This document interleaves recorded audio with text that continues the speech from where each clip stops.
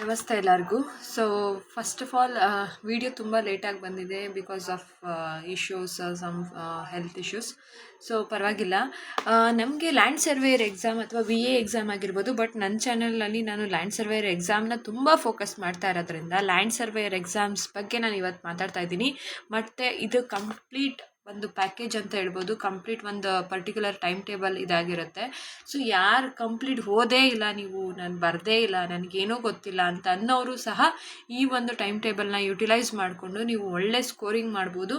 ನೀವೊಂದು ಆ ಹುದ್ದೆನ ಬೇಗ ತಗೋಬೋದು, ಹುದ್ದೆಯಲ್ಲಿ ಇರ್ಬೋದು ಅಂತ ಹೇಳ್ತೀನಿ. ಯಾಕೆ ಅಂತ ಅಂದರೆ ಇದರಲ್ಲಿ ಫಸ್ಟ್ ಆಫ್ ಆಲ್ ಕಾಂಪಿಟೇಷನ್ ತುಂಬ ಕಡಿಮೆ ಇರುತ್ತೆ. ಸೊ ನಿಮಗೆ ಕಾಂಪಿಟೇಷನ್ ಕಡಿಮೆ ಇರೋದ್ರಿಂದ ನೀವು ಆರಾಮಾಗಿ ಕೆಲಸನ ತಗೋಬೋದು ಅಂತ ನಾನು ಅನ್ಕೋತೀನಿ. ಸೊ ನಾನು ಅನ್ಕೋತೀನಿ ಅಲ್ಲ, ಆರಾಮಾಗಿ ಕೆಲಸನ ತಗೋಬೋದು ನೀವು. ಸೊ ಅದಕ್ಕಾಗಿ ನಾನು ಏನು ಹೇಳ್ತಾ ಇದ್ದೀನಿ ಅಂತ ಅಂದರೆ, ನಿಮಗೇನಾದರೂ ಇನ್ ಕೇಸ್ ನೀವು ಸೈನ್ಸ್ ಬ್ಯಾಕ್ಗ್ರೌಂಡ್ ಆಗಿದ್ದು, ನಿಮ್ಮ ಫಿಸಿಕ್ಸ್, ಕೆಮಿಸ್ಟ್ರಿ, ಮ್ಯಾಥಮೆಟಿಕ್ಸಲ್ಲಿ BSc ಆಗಿದ್ದರೆ ಅಂಥವರು ಇದನ್ನು ಅಪ್ಲೈ ಮಾಡ್ಬೋದು. ನೋಡಿ, ನೋಟಿಫಿಕೇಷನ್ ತುಂಬ ಈಸಿಯಾಗಿದೆ. VA ಅಲ್ಲಿ ನಮಗೆಲ್ಲ ಹೊಡೆದಾಡ್ತೀವಿ, ಎಲ್ಲ ಈ ಸೈನ್ಸ್ ಬ್ಯಾಕ್ಗ್ರೌಂಡು, BSc ಮತ್ತು ಕಾಮರ್ಸು, ಇಂಜಿನಿಯರು, ಮೆಡಿಕಲ್ ಫೀಲ್ಡ್ ಎಲ್ಲ ಬರ್ತೀವಿ. ಬಟ್ ಈ ಒಂದು ಪರ್ಟಿಕ್ಯುಲರ್ ಲ್ಯಾಂಡ್ ಸರ್ವೇಯರಲ್ಲಿ ಸೈನ್ಸ್ ಬ್ಯಾಕ್ಗ್ರೌಂಡ್ ಅವ್ರು ಮಾತ್ರ ಇರ್ತಾರೆ. ನೋಡಿ, ಆದಷ್ಟು ಇದನ್ನು ಟ್ರೈ ಮಾಡಿ ಯುಟಿಲೈಸ್ ಮಾಡಿಕೊಂಡು ಒಂದು ಗೌರ್ನಮೆಂಟ್ ಹುದ್ದೆನ ತಗೋಬೋದು ಅಂತ ಹೇಳ್ತೀನಿ ನಾನು. ಮತ್ತು ಇದು ಟೈಮ್ ಟೇಬಲ್ಗೆ ಹೋಗೋಣ. ಓಕೆ, 45 ಡೇಸ್ ಇನ್ನು ನಮಗೆ ಉಳಿದಿರುವಂಥದ್ದು 45 days. So August, September, October ಲೆಕ್ಕನೇ ಹಾಕ್ಕೊಳ್ಳೋಂಗಿಲ್ಲ ಬಿಡಿ ಅಲ್ವಾ. ಅಕ್ಟೋಬರ್ 3rd 4th ಎಕ್ಸಾಮ್ ಇರುತ್ತೆ. ಓಕೆನಾ. ಸೊ ನಿಮಗೆ ಈ ಪರ್ಟಿಕ್ಯುಲರ್ ಒಂದು ಟೈಮ್ ಟೇಬಲ್ ಹೇಗೆ ಮಾಡಿದ್ದೀನಿ ಅಂತ ಹೇಳ್ತೀನಿ. ಸೊ ಫಸ್ಟಿಗೆ ಒಂದು ಮ್ಯಾಗ್ಝಿನ್ನ ತೊಗೊಂಡಿದ್ದೀನಿ. ಮ್ಯಾಗ್ಝಿನ್ ಓಕೆನಾ. ಜಾನ್ವರಿಯಿಂದನಾದರೂ ಓದೋಕ್ಕೆ ಸ್ಟಾರ್ಟ್ ಮಾಡಿದ್ದೀವಿ ಅಂತ ಅಂದ್ಕೊಳ್ಳಿ. January, February, March, April, May, June, July, August, September. October ಏನು ಲೆಕ್ಕಕ್ಕಿರಲ್ಲ, ಅಕ್ಟೋಬರ್ ಏನು ಓದಲ್ಲ. ಓಕೆನಾ. ಸೊ ಅದಷ್ಟು ತೊಗೊಂಡ್ರೆ ನಾನು ಇಲ್ಲಿ 3 ಡೇಸ್ ಫಾರ್ ಎವ್ರಿ ಮ್ಯಾಗ್ಝಿನ್ ನಾವು ಕಂಪ್ಲೀಟ್ ಮಾಡೋದಕ್ಕೆ 3 ಡೇಸ್ ಸಾಕು. ಒಂದು ದಿನ ಹೈಲೈಟ್ ಮಾಡಿಕೊಂಡು, ಒಂದು ದಿನ ಓದ್ಕೊಂಡು, ಒಂದು ದಿನ ರಿವಿಷನ್ ಮಾಡ್ಕೋತೀನಿ. ಓಕೆನಾ. ಸೊ 1+1+1 ಹೋಗೋಣ.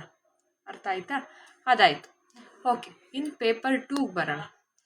So mathematics, computer, surveying, geography, physics. Mathematics portions ಜಾಸ್ತಿ ಇರೋದ್ರಿಂದ 10 ಡೇಸ್ ಬೇಕಾಗತ್ತೆ. Computer 5 days, surveying 5 days, geography 5 days, physics 5 days. ಅಂದರೆ ಇದು ಯಾವ ರೀತಿ ಅಂತ ನಾನು ಹೇಳ್ತೀನಿ ಮುಂದಕ್ಕೆ. ಸೊ ಇನ್ನು ಪೇಪರ್ 1ಗೆ ಬಂದರೆ history, polity, geography, economics, science, EVS and CSAT. So ನಾನೆಲ್ಲ 3 ಡೇಸ್ ತೊಗೊಂಡಿದ್ದೀನಿ. Total 21 days. Paper 2 is 30 days. Magazine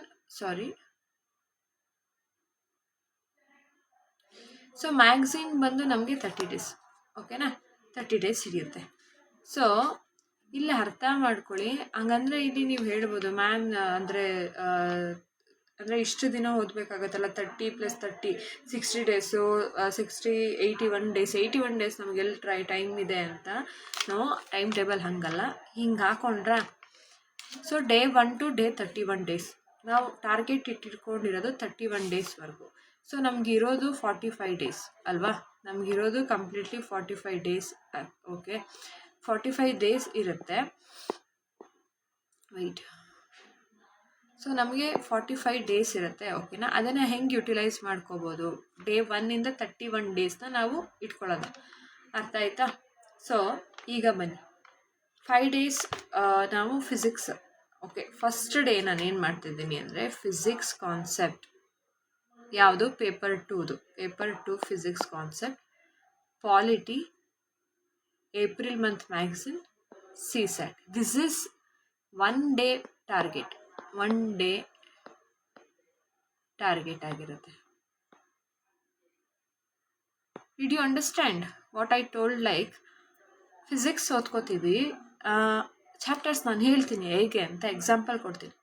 polity ಓದ್ತೀವಿ, ಮ್ಯಾಕ್ಸಿಮಮ್ ಓದಬೇಕು, ಅರ್ಥ ಮಾಡ್ಕೋಬೇಕು. ನೀವೇನು ಓದ್ತೀರೋ ಅದನ್ನು ಕರೆಕ್ಟಾಗಿ ಓದ್ಕೋಬೇಕು. Okay. Next second day physics ಮತ್ತು polity, April month magazine, CSAT. Okay, fine. Another day physics, polity, ಇದು ಆ್ಯಕ್ಚುಲಿ ಏಪ್ರಿಲ್ನ ಇನ್ನೊಂದು ದಿನ ಎಕ್ಸ್ಟೆಂಡ್ ಮಾಡ್ಕೊಳ್ಳಿ, ಏಪ್ರಿಲೇ ಓದ್ಕೊಳ್ಳಿ ಸಿ ಸ್ಯಾಟ್. ಓಕೆನಾ?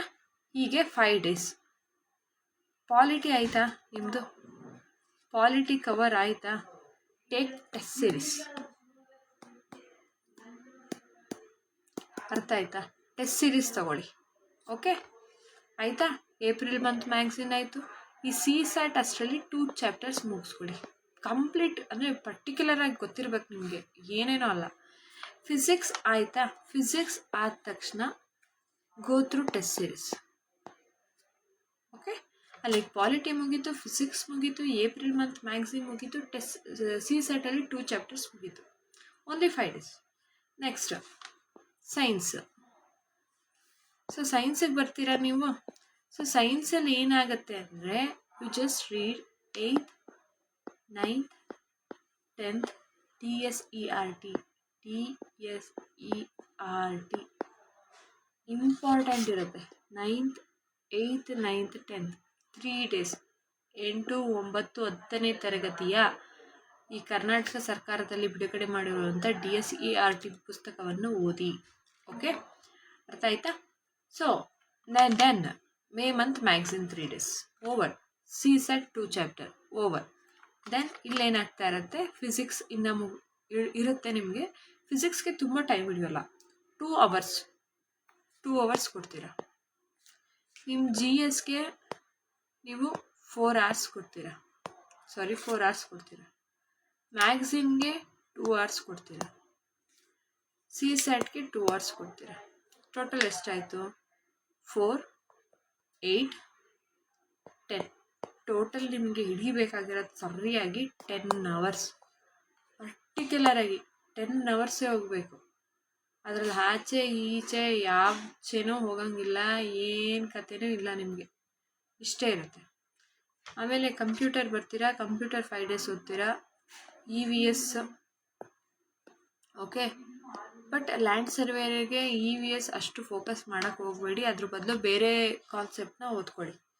ಅದಾದಮೇಲೆ ಮ್ಯಾಗ್ಝಿನ್ಸ್ ಕಂಟಿನ್ಯೂ ಮಾಡ್ಕೊಳ್ಳಿ. ಅದೇ ಥರ ಸಿ ಸ್ಯಾಟ್ ಕಂಪ್ಲೀಟ್ ಮಾಡ್ಕೊಳ್ಳಿ. ಸರ್ವೇಯಿಂಗ್, ಜಿಯೋಗ್ರಫಿ, ಎಕನಾಮಿಕ್ಸ್ ಅಷ್ಟೇ. ಯಾವುದು ಓದಬೇಕು ಅದನ್ನು ಮಾತ್ರ ಓದಬೇಕು. ಅದನ್ನು ನಾನು ಹೇಳ್ತೀನಿ, ಯಾವುದು ಓದಬೇಕು ಯಾವುದು ಓದಬಾರ್ದು ಅಂತೇಳಿ. ಓಕೆನಾ? ಸೊ ಹೀಗೆ ಮಾಡ್ಕೊಂಡಾದಮೇಲೆ ನಿಮ್ಮ ಒಂದು ಓಕೆ, ಹೀಗೆ ಮ್ಯಾಥ್ಸ್ ಆಯಿತಾ, ಹಿಸ್ಟ್ರಿ ಆಗುತ್ತೆ. ಅಷ್ಟರಲ್ಲಿ ನಿಮ್ಮ ಒಂದು GS ಪೇಪರ್ ಏನಿರುತ್ತೆ, GSದು ಅದು ಕಂಪ್ಲೀಟ್ ಆಗಿರುತ್ತೆ. GS complete ಆಗಿರುತ್ತಲ್ವ. ಸೊ ಹಾಗಾದರೆ ಇನ್ನು ಮಿಕ್ಕಿದ್ದು ಏನು ಮಾಡಬೇಕು ಅಂದರೆ, ರಿವಿಷನ್ ಮಾಡ್ಕೋತಾ ಹೋಗಬೇಕು. ಅಂದರೆ ಆ ಟೈಮಲ್ಲಿ ಯುಟಿಲೈಸ್ ಮಾಡಿಕೊಂಡು ಇನ್ಯಾವುದನ್ನ ನಾವು ಓದಿಲ್ಲ ಅದನ್ನು ರಿವಿಷನ್ ಮಾಡ್ಕೊತಾ ಹೋಗಬೇಕು. ಮ್ಯಾಗ್ಝಿನ್ ಕಂಪ್ಲೀಟ್ ಆಗಿರುತ್ತೆ, ರಿವಿಷನ್ ಮಾಡಬೇಕು. ಸಿ ಸೆಟ್ ಇನ್ನೂ ನಡೀತಾ ಇರುತ್ತೆ.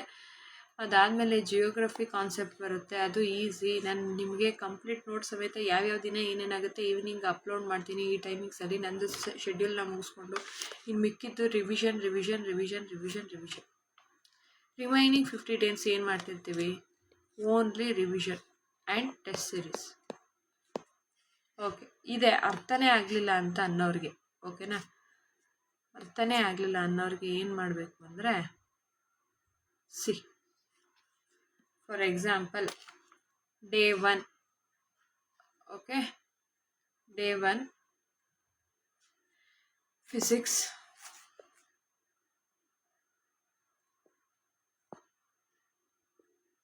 So physics 4 classes: gravitation, sound, light. ಓಕೆನಾ? ಗ್ರಾವಿಟೇಷನ್, ಸೌಂಡ್, ಲೈಟ್ ಕಾನ್ಸೆಪ್ಟ್ ಓದ್ಕೋತೀವಿ. ಪಾಲಿಟಿ ಬರ್ತೀವಿ. Polity notes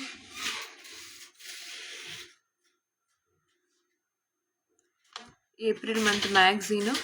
C set distance and time. Important ಯಾವ ಕಾನ್ಸೆಪ್ಟ್ ಇದೆ ಅದು ಮಾತ್ರ. ಈ ಕಡೆ GS, ಈ ಕಡೆ ಪೇಪರ್ 2 ಡೇ 1. ಡೇ 2 ಬಂದರೆ ಹೀಟು, ಡೈನಮಿಕ್ಸು, ಎಲೆಕ್ಟ್ರಿಸಿಟಿ 3 ಚಾಪ್ಟರು. ಮತ್ತು ಪಾಲಿಟಿಲಿ HYT ನೋಟ್ಸು. ನಂದು HYT ನೋಟ್ಸ್ ನಂದೇನಿದೆ ಅದನ್ನು HYT ನೋಟ್ಸ್ ಅಂತ ಕರಿತೀನಿ, ಅದನ್ನು ಓದ್ಕೋತೀನಿ. April month magazine again CSAT distance and time. Then third day electromagnetic radiation, magnetism and electromagnetism, only 2 chapters. Polity HYT notes, April month magazine CSAT. So here we complete paper 2 physics 10%. Okay, then we cover polity, then April month magazine and CSAT concept. Okay, ಇಷ್ಟು ನಮಗೆ 3 ಡೇಸಲ್ಲಿ cover ಆಗಬೇಕು. ಆಗುತ್ತೆ, ಖಂಡಿತ ಸಾಧ್ಯ ಇದೆ. 10 hours ಕೊಡಿ, ಖಂಡಿತ ಸಾಧ್ಯ ಇದೆ. ಅರ್ಥ ಆಯ್ತಾ? ಮತ್ತು ಇದಾದಮೇಲೆ ನೀವೇನು ಮಾಡಬೇಕು ಅಂದರೆ, ಫ್ರೀ ಇರಬೇಕಾದ್ರೆ ಪಾಲಿಟಿಕ್ಸ್ ಟೆಸ್ಟ್ ಸೀರೀಸ್ ತೊಗೋಬೇಕು, CSAT ಮತ್ತು ರಿವಿಷನ್ ನೋಡ್ಕೋಬೇಕು. ಏಪ್ರಿಲ್ ಕ್ವಶನ್ ಹೆಂಗೆ ಫಾರ್ಮ್ ಆಗುತ್ತೆ ಮಂತ್ ಮ್ಯಾಗ್ಝಿನ್ ನೋಡ್ಕೋಬೇಕು. ಮತ್ತು ಫಿಸಿಕ್ಸ್ದು ಯಾವ ಆ ಚಾಪ್ಟರ್ಸ್ಗಳಿಂದ ಯಾವ ಥರ ಕ್ವಶನ್ಸ್ ಫಾರ್ಮ್ ಆಗುತ್ತೆ, PYQ ಹೊಡಿರಿ, ಗೂಗಲಲ್ಲಿ ಬರುತ್ತೆ, ಆ ಚಾಪ್ಟರಲ್ಲೇ ಬರುತ್ತೆ ಯಾವ್ದ್ಯಾವುದು ಅಂತ. ಫಾರ್ ಎಕ್ಸಾಂಪಲ್ ಮ್ಯಾಗ್ನೆಟಿಸಮ್ ಅಂತ ತಗೊಳ್ಳಿ, ಅರ್ಥ ಆಯ್ತಾ? ಮ್ಯಾಗ್ನೆಟಿಸಮ್ ಅಂತ ತಗೊಳ್ಳಿ, ಅದರಲ್ಲಿ ಏನೇನು ಬರುತ್ತೆ, ರೈಟ್ ಹ್ಯಾಂಡ್ ಥಂಬ್ ರೂಲ್ ಆಗಿರ್ಬೋದು,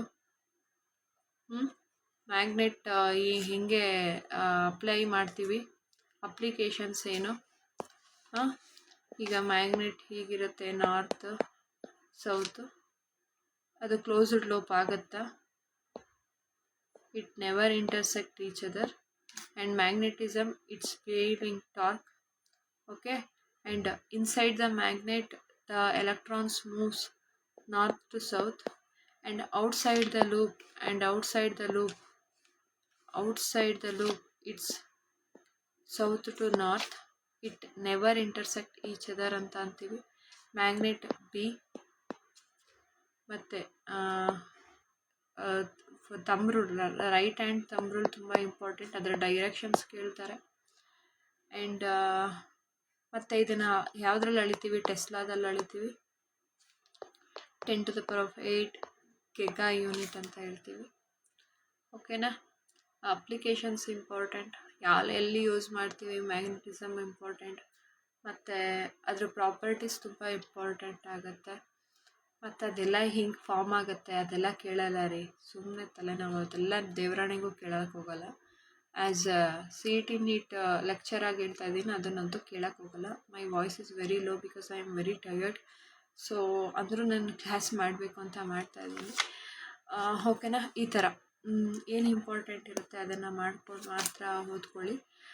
ನಾನು ಹೇಳ್ತೀನಿ ಅಂದರೆ ಅವತ್ತಿನ ಡೇ ಟಾರ್ಗೆಟ್ ಮುಗ್ದಾದ್ಮೇಲೆ after that I will upload the classes and videos completely. So what ಅಂದರೆ, ಈಗ ಫಿಸಿಕ್ಸ್ ಏನಾಗಿದೆ, ಗ್ರಾವಿಟೇಷನ್ ಆ್ಯಂಡ್ ಹೀಟ್ ಲೈಟ್ ಅಲ್ಲ. So what are the important topics in the gravitation, sounds and light. Okay, in polity what is the important topic, so I will just explain. Then April month magazine I just explain the for highlighters, ಏನೇನು highlight ಮಾಡಿರ್ತೀನಿ, that was simply said. But I don't know CSAT whether it is video ಮಾಡಬೇಕಾ ಮಾಡಬಾರ್ದ, because we can't explain ಮೇಲೆ explain ಮಾಡೋಕ್ಕಾಗಲ್ಲ. If you applying some concept target ಇಟ್ಕೊಂಡ್ರೆ complete ಹೋಗಬೇಕಾಗತ್ತೆ. ಈಗ ಏನೋ ಒಂದು ಟಾಪಿಕ್ ಹೇಳ್ತಾ ಇದ್ದೀನಿ ಅಂದರೆ ಅದು ಕಂಪ್ಲೀಟ್ ಹೇಳಬೇಕಾಗತ್ತೆ. ಇಲ್ಲಾಂದರೆ ಒಂದೆರಡು ವಿಡಿಯೋ, ಒಂದೆರಡು ಪ್ರಾಬ್ಲಮ್ಸ್ ಹೇಳ್ತೀನಿ ಅಂದರೆ ಇಟ್ ಈಸ್ ಓಕೆ. ಅದನ್ನು ನೀವು ಕಮೆಂಟ್ ಮಾಡಿ. ಓಕೆ, ಆಲ್ರೆಡಿ 14 minutes ಆಗಿಬಿಡ್ತಾ ಇದೆ. ಸೊ ತುಂಬ ಲ್ಯಾಗ್ ಆಗುತ್ತೆ, ತುಂಬ ಲೋ ಇದೆ ನನ್ನ ಎನರ್ಜಿ, ತುಂಬ ಸ್ಟ್ರೆಸ್ ಇದೆ. It's okay. ಓಕೆ, ಓದೋಣ ಎಲ್ಲ. ಇನ್ 45 days ಇದೆ. ಕಮಾನ್, ವಿ ಆಲ್ ಆರ್. ಸೊ ಚಾಲೆಂಜನ್ನ ತೊಗೊತಾ ಇದ್ದೀವಿ. ಸೊ ಇನ್ನು ಮುಂದಿನ 45 ದಿನ ನಮ್ಮ ಪುಸ್ತಕ ನಾವು ಬಿಟ್ಟರೆ ಬೇರೆ ಏನೂ ಇಲ್ಲ. ನಮ್ಮ ಕೈಲಿ ಓದೋಕ್ಕಾಗತ್ತೆ, ನಾವು ಓದ್ತೀವಿ, ನಾವು ಎಕ್ಸಾಮ್ನ ಪಾಸ್ ಮಾಡಿ ಆ ಒಂದು ಲೀಸ್ಟಲ್ಲಿ ನಮ್ಮ ಹೆಸರು ಇರುತ್ತೆ ಅಂತ ತಿಟ್ಟಿನಲ್ಲಿ ಓದೋಕ್ಕೆ ಸ್ಟಾರ್ಟ್ ಮಾಡಿ. ಆ್ಯಂಡ್ ವಿಡಿಯೋ ನೋಡಿದ್ದಕ್ಕೆ ಥ್ಯಾಂಕ್ ಯು. ದೇವರಾಣಿಗೂ ನಾನು ಸಬ್ಸ್ಕ್ರೈಬ್ ಮಾಡಿ, ಲೈಕ್ ಮಾಡಿ, ಏನೂ ಹೇಳಲ್ಲ. ಬಿಕಾಸ್ ನನ್ನ ಒಂದು ಇದರಲ್ಲಿ ನಾನು ವಿಡಿಯೋ ಮಾಡ್ತಾಯಿದ್ದೀನಿ ಅಂದರೆ ನಾನು ಬೇರೆಯವ್ರಿಗೆ ಹೆಲ್ಪ್ ಆಗಲಿ ಅಂತಲೇ ಮಾಡ್ತಾಯಿದ್ದೀನಿ. ಯಾವುದೇ ಒಂದು ದುಡ್ಡಿನ ಆಮಿಷ ಆ ಥರ ಏನೂ ಇಲ್ಲ, ನಿಸ್ವಾರ್ಥ ಒಂದು ಸೇವೆ ಆಗಿದೆ. ವಿಡಿಯೋ ನೋಡೋದಕ್ಕಾಗಿ ಥ್ಯಾಂಕ್ ಯು. ಆದಷ್ಟು ಯಾರು ಲ್ಯಾಂಡ್ ಸರ್ವೇರ್ ಎಕ್ಸಾಮ್ಸ್ ಬರೀತಾ ಇದ್ದಾರೆ ಅವ್ರಿಗೆ ಶೇರ್ ಮಾಡಿ ಅಂತ ಕೇಳ್ಕೊತೀನಿ. Thank you.